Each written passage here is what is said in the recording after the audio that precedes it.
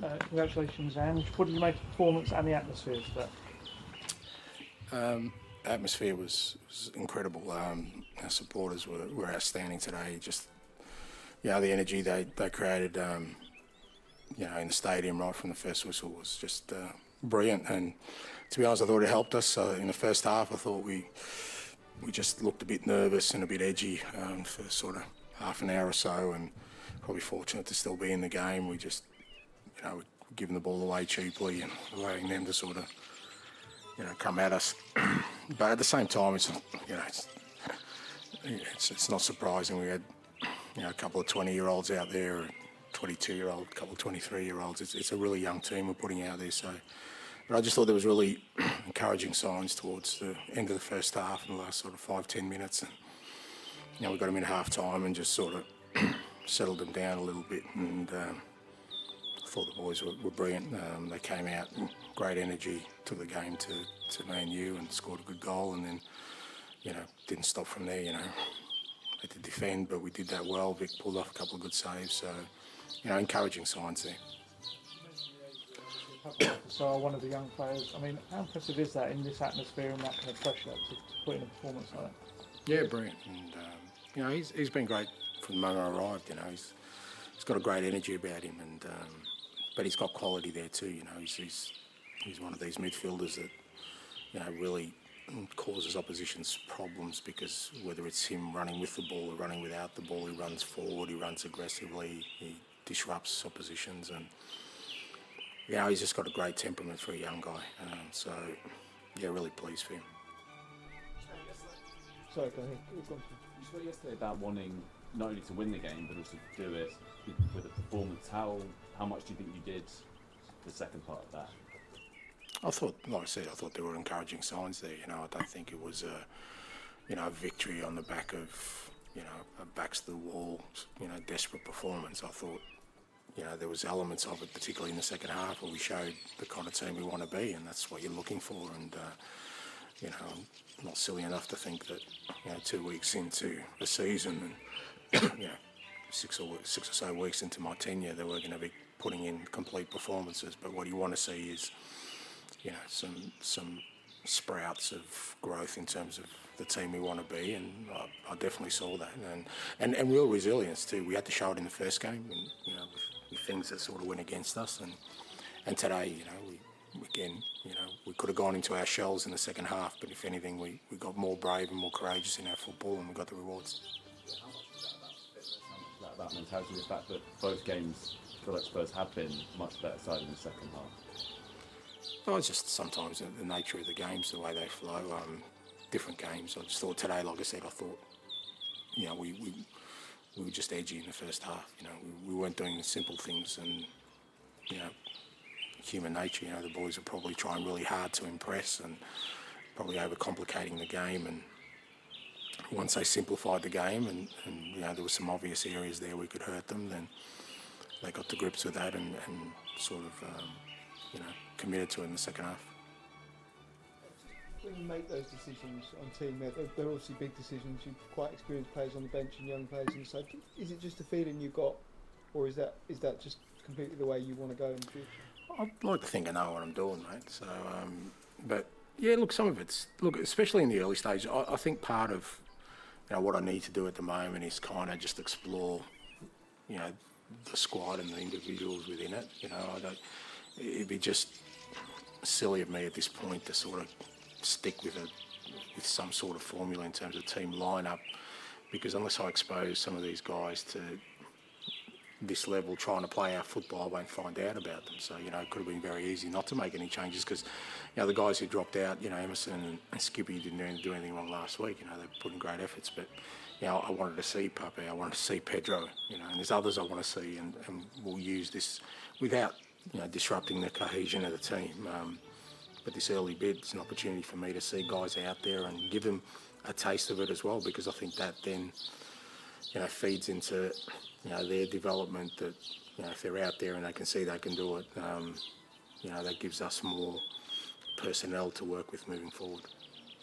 Ian? And I know it's a team game, but how did you feel personally about getting your first Premier League win under your belt and hearing the crowd sing your name?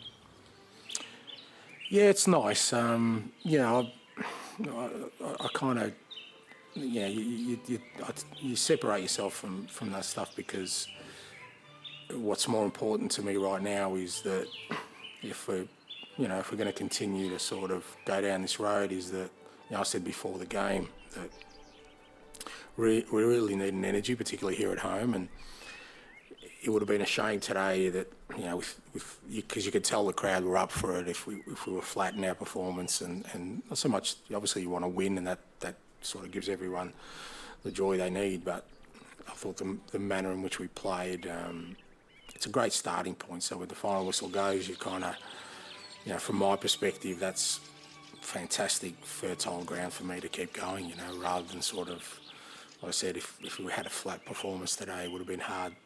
You know, we would have had to work hard, but at the same time now that kind of, you know, leaves a fairly decent benchmark that we've got to match now, because that's the expectation that we go out there, and because we did it against a very good team today, we do that on a weekly basis.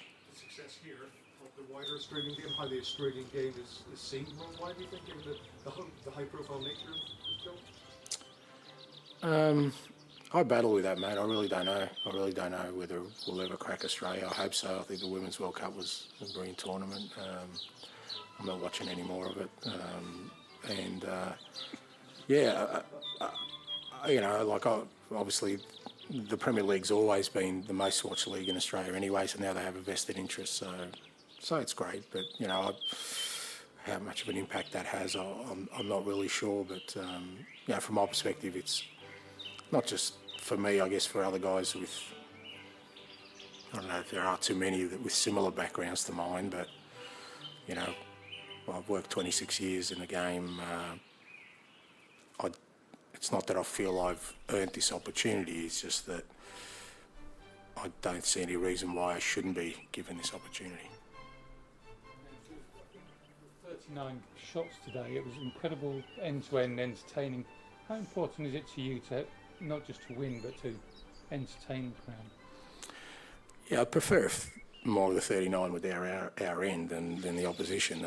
We don't design it so that, you know, the opposition will create chances, but, you know, it's part of it. I think it's a consequence of how we want to play, and particularly at the moment where, you know, it's fair to say it's not really embedded in us as a group, so that's going to leave us susceptible at times to the opposition attacking us. But again, I thought, you know, again, you don't want it to happen by design, but I thought it was great that, you know, Vicario made a couple of brilliant saves today just for his confidence, his self-belief. I mean, you know, it's only his second game in the Premier League, so it's great that he was able to do that. It was great for our back four that they could sort of defend when they needed to against a very good opponent, strong opponent. So, but yeah, we want to entertain for sure. I think it's important, but entertain in terms of play football that brings success. That's still what it's underpinned by.